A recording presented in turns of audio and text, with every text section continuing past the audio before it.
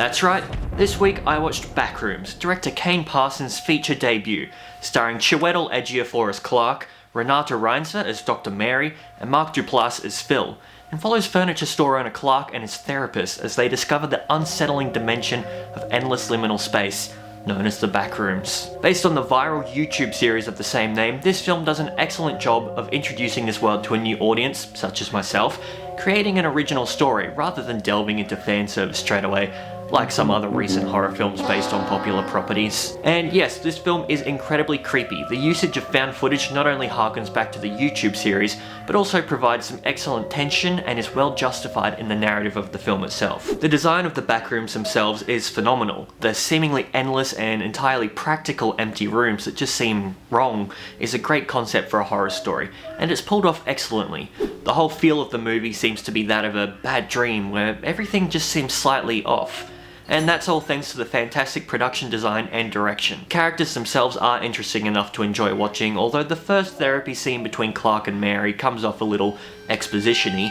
You really get to understand these characters quickly and why they do the things they do, especially Chiwetel Ejiofor as Clark, whose performance was my personal favourite. He plays the weary, failing store owner really well, and you get hints at the darkness below the surface in his outbursts and certain actions. There is a change his character goes through in the third act that maybe seems a bit abrupt, as it's not really clear how much time has passed for this to have happened to him, but that seems to be more of a script problem than the performance. Renata Reinsve is great as usual, and the way she plays Mary once she realises she's out of her depth completely, and her constant panic in the final act is equally noteworthy. While it takes a little bit to get started, apart from the opening scene, the horror in this movie is more understated and more of a subtle, constant creeping feeling, but still incredibly effective. As I mentioned, the found footage scenes are a great way to put yourself in the character's head, as they too experience the horrors at the same time as you, and there's a few instances where they hide some scares in plain sight that were honestly the creepiest moments for me. Without spoiling too much, the designs for the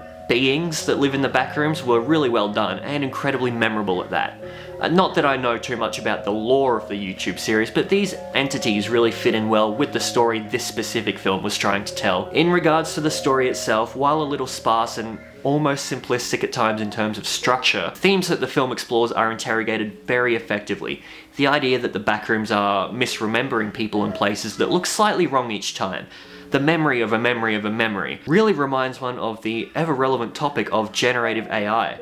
But the film also plays into themes of mental health and depression through its two lead characters. Overall, Backrooms is an incredibly impressive feature film debut for the 20-year-old director Kane Parsons. What the hell am I doing? And I hope to see much more from him in the near future, Backrooms or otherwise. With some great horror and even better design, this film gets 7 thumbs up out of 10 from me. That's a wrap, so thanks for watching. Control, come in. I have to evacuate. Get me out of here. Oh my god, that was the most disturbing thing I ever watched. Get me out of here. I hate it in here. Oh my god. Please, I'd rather die than watch that again.